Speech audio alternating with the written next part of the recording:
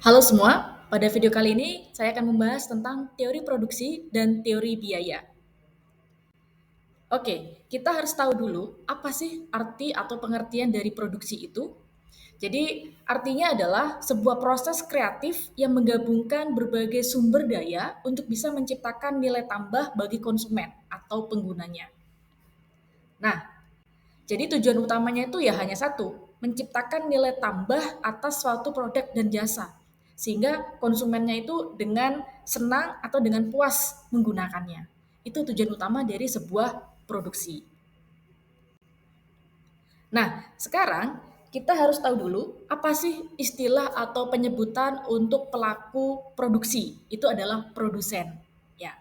Nah, di sini produsen itu berperan sebagai fasilitator untuk bisa memenuhi kebutuhan pasar, yaitu kebutuhan individu, kebutuhan rumah tangga, ya, melalui proses transformasi dari input menjadi output. Jadi dari bahan mentah menjadi bahan jadi. Jadi bisa langsung digunakan oleh konsumen. Jadi kalau kita lihat fungsi produksi itu seperti ini ya teman-teman ya. Ada tiga fase, yaitu adalah fase input, yaitu bahan mentah gitu. Kemudian ada proses, yaitu proses produksi, proses transformasi, pengolahan.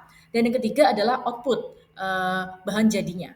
Jadi kalau kita bahas yang input dulu, apa aja sih bahan mentahnya itu? Ya ada capital atau modal, ada labor, tenaga kerja, ada resource, sumber daya, ada teknologi, dan juga ada skillnya. Kemudian dari inputan itu kemudian diolah, kemudian diatur sedemikian hingga sehingga bisa menjadi sebuah produk yang bernilai jual tinggi ya, yang bisa digunakan atau dimanfaatkan oleh konsumen atau orang lain. Nah, dalam sebuah proses produksi itu kita juga mengenal istilah perusahaan dan juga industri. Nah, mungkin kadang-kadang kita susah untuk membedakan apa sih eh, perbedaan dari industri dan perusahaan itu. Mungkin kita berpikir itu sama gitu ya. Yang masih berpikir sama, mungkin kita bisa pelajari ini gitu ya.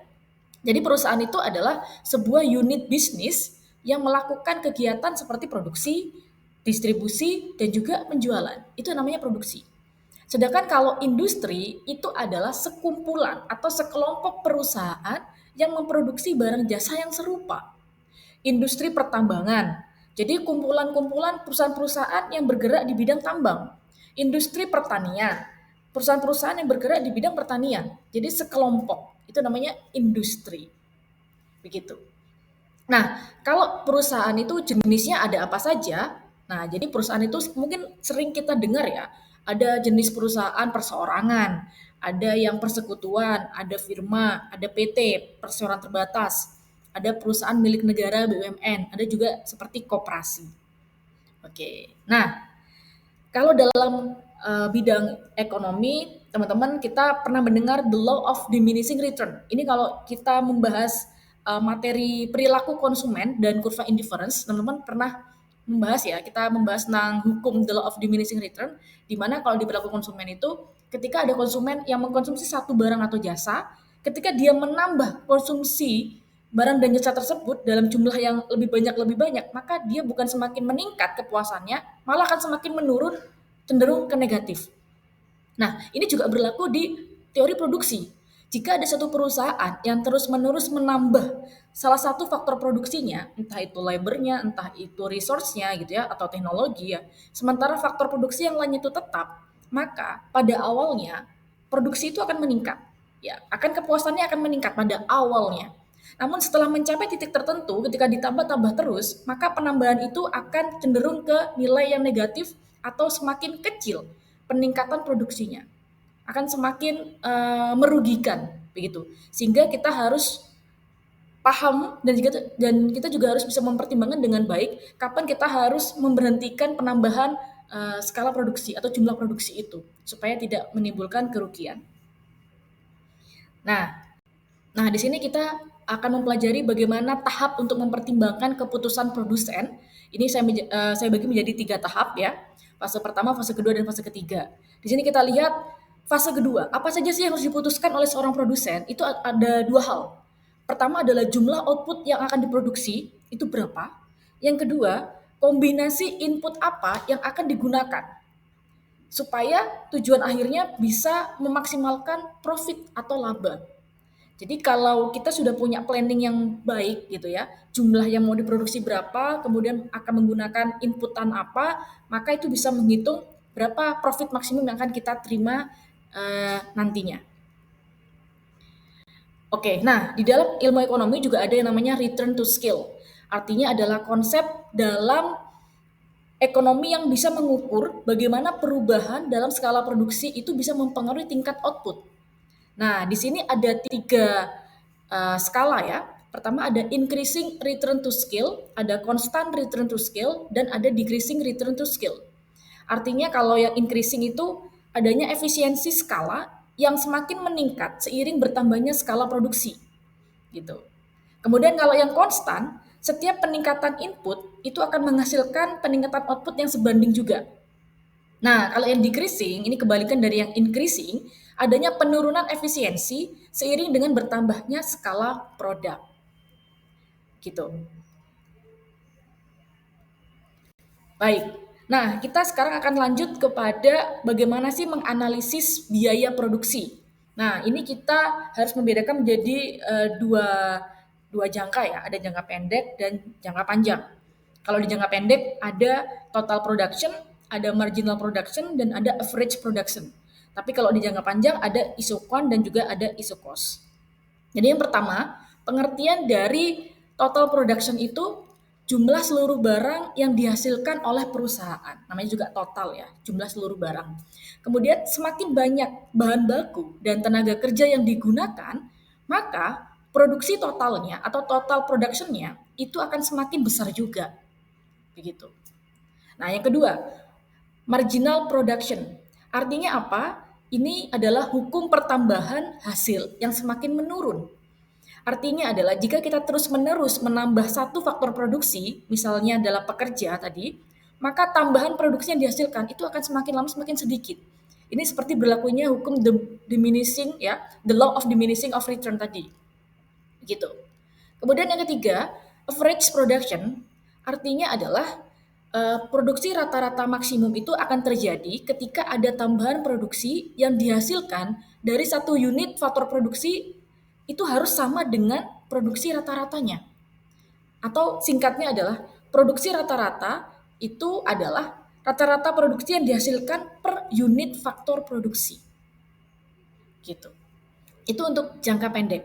Nah, untuk yang jangka panjang ada istilah yang namanya isokuan. Isokuan itu berasal dari bahasa Yunani artinya jumlah yang sama.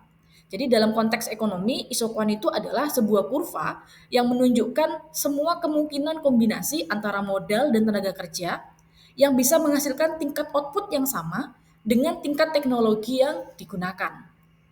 Gitu. Nah, kalau yang isokos berasal dari kata iso artinya sama dan kos artinya biaya.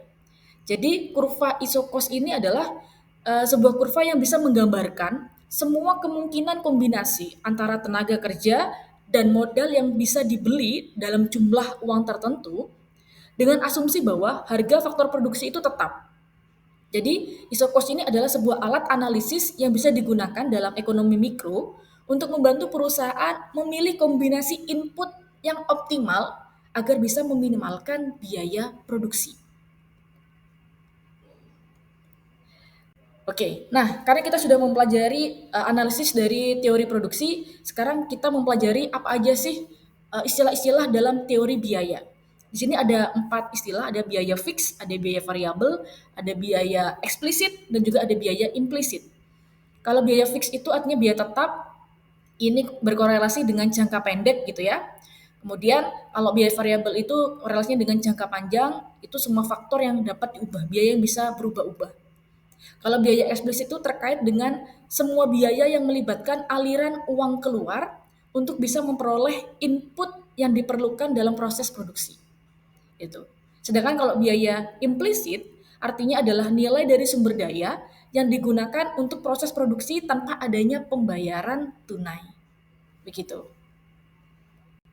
Nah, jadi kalau saya ringkas lagi, sebenarnya apa sih yang kita harus ketahui tentang teori biaya itu? Ada 4 hal. Yang pertama adalah bahwa teknologi itu sangat berperan penting untuk bisa menurunkan biaya produksi. Nah, dengan cara meningkatkan produktivitas. Contohnya adalah banyak sekali perusahaan yang sekarang menggunakan jasa robot ya untuk jenis-jenis perusahaan, untuk jenis-jenis usaha yang monoton jenis aktivitas pekerjaannya. Sehingga tidak ada jeda, robot itu akan bekerja secara terus-menerus ya, konsisten dan juga bisa mengurangi human error. Nah, itu dengan menggunakan teknologi. Kemudian juga adanya skala ekonomi itu bisa mempengaruhi biaya produksi.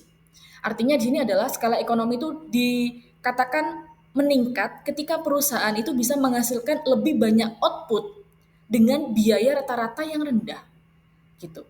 Nah, kemudian apa saja sih faktor-faktor dari skala ekonomi yang bisa mempengaruhi adanya biaya tersebut gitu ya. Jadi ada beberapa hal. Yang pertama adalah faktor teknologi, ada faktor spesialisasi dari tenaga kerja, dan juga ada pengadaan bahan baku.